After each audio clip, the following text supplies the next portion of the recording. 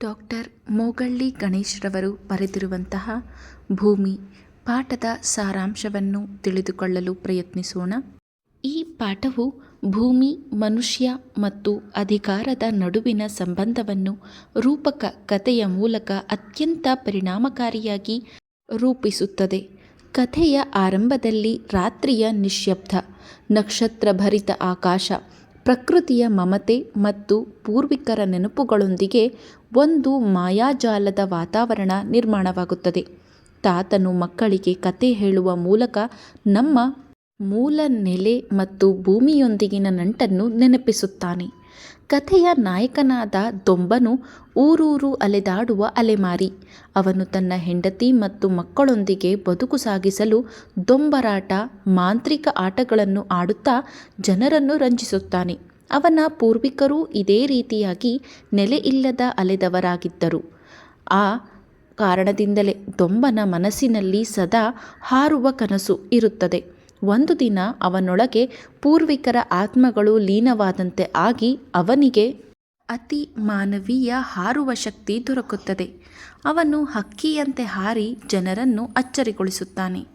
ಈ ಹಾರುವ ದೊಂಬನ ಖ್ಯಾತಿ ಸುತ್ತಲಿನ ಎಲ್ಲ ಹಳ್ಳಿಗಳಲ್ಲೂ ಹರಡುತ್ತದೆ. ಜನರು ಅವನನ್ನು ಮಾಯಾವಿ, ಅತಿ ಮಾನವ ಎಂದು ಭಾವಿಸುತ್ತಾರೆ. ಅವನ ಆಟಗಳು ಜನರಿಗೆ ಸಂತೋಷ ನೀಡುತ್ತವೆ. ಅವನ ಹೊಟ್ಟೆ ಬಟ್ಟೆಗೆ ಜನರು ಹಣ, ಗೌರವ ನೀಡುತ್ತಾರೆ.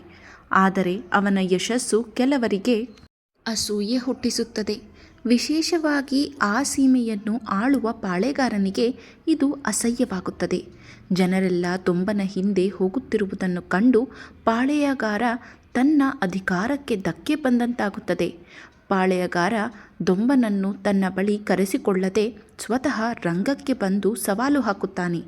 ನಿನ್ನ ಹಾರಾಟ ನಿಜವಾದ ಶಕ್ತಿಯೇ ಅಥವಾ ಮೋಸವೇ ಎಂದು ಪ್ರಶ್ನಿಸುತ್ತಾನೆ. ತನ್ನ ಅಧಿಕಾರ ಉಳಿಸಿಕೊಳ್ಳಲು ಅವನು ದೊಂಬನಿಗೆ ಅಪಾಯಕಾರಿ ಸವಾಲು ಎಸೆಯುತ್ತಾನೆ. ದೊಡ್ಡ ಬೆಟ್ಟದ ಶಿಖರದಿಂದ ಜಿಗಿದು ಹಾರಿ ದೂರ ಹೋಗಬೇಕು ಎಂದು ಹೇಳುತ್ತಾನೆ. ದೊಂಬನ ಹೆಂಡತಿ ಮತ್ತು ಮಕ್ಕಳು ಭಯಪಡುವರು. ಜನರಲ್ಲೂ ಆತಂಕ ಉಂಟಾಗುತ್ತದೆ. ದೊಂಬನು ಆ ಸವಾಲನ್ನು ಒಪ್ಪಿಕೊಳ್ಳುತ್ತಾನೆ. ಆದರೆ ಅವನು ಒಂದು ಷರತ್ತು ಇಡುತ್ತಾನೆ. ನಾನು ಹಾರಿ ಇಳಿಯುವಷ್ಟು ದೂರದ ಭೂಮಿ ನನ್ನದಾಗಬೇಕು ಎಂದು ಕೇಳುತ್ತಾನೆ. ಪಾಳೆಯಗಾರ ಅಹಂಕಾರದಿಂದ ಒಪ್ಪುತ್ತಾನೆ. ಆದರೆ ಮನಸ್ಸಿನಲ್ಲಿ ಮಾತು ಉಳಿಸಿಕೊಳ್ಳುವ ಉದ್ದೇಶ ಅವನಿಗೆ ಇಲ್ಲ. ನಿರ್ಧರಿತ ದಿನ ದೊಂಬನು ಬೆಟ್ಟದ ತುದಿಗೆ ಹೋಗಿ ಭೂಮಿಯನ್ನು ತಾಯಿಯಾಗಿ ಪ್ರಾರ್ಥಿಸಿ ಜಿಗಿಯುತ್ತಾನೆ. ಅವನು ಹಕ್ಕಿಯಂತೆ ತೇಲಿ ದೂರ ದೂರಕ್ಕೆ ಹಾರುತ್ತಾನೆ. ಜನ ಆಶ್ಚರ್ಯದಿಂದ ನೋಡುತ್ತಾರೆ. ಕೊನೆಗೆ ಅವನು ನೆಲಕ್ಕೆ ಬೀಳುತ್ತಾನೆ. ಅವನು ಬದುಕಿದ್ದರೂ ಬಹಳ ದಣಿದಿರುತ್ತಾನೆ. ಆಗ ಅವನು ಪಾಳೆಯಗಾರನಿಗೆ ತನ್ನ ಮಾತನ್ನು ನೆನಪಿಸಿ ಭೂಮಿ ಕೊಡಬೇಕೆಂದು ಕೇಳುತ್ತಾನೆ. ಆದರೆ ಪಾಳೆಯಗಾರ ಮಾತು ಮರೆತು ದೊಂಬನನ್ನು ತಿರಸ್ಕರಿಸುತ್ತಾನೆ. ನೀನು ಯಕಶ್ಚಿತ್ ದೊಂಬ, ಈ ಭೂಮಿಗೆ ನಿನಗೆ ಹಕ್ಕಿಲ್ಲ ಎಂದು ಅವಮಾನಿಸುತ್ತಾನೆ. ಇದು ದೊಂಬನ ಆತ್ಮಗೌರವಕ್ಕೆ ದೊಡ್ಡ ಪೆಟ್ಟು ನೀಡುತ್ತದೆ. ಆಗ ದೊಂಬನು ಭೂಮಿಗೆ ಅಪ್ಪಿಕೊಳ್ಳುತ್ತಾನೆ. ಅವನ ದೇಹ ನಿಧಾನವಾಗಿ ಭೂಮಿಯೊಳಗೆ ಲೀನವಾಗುತ್ತದೆ. ಅವನ ಕೈಕಾಲುಗಳು ಬೇರುಗಳಂತೆ ವಿಸ್ತರಿಸಿ ಮಣ್ಣಿನೊಳಗೆ ಬೆರೆತು ಹೋಗುತ್ತವೆ.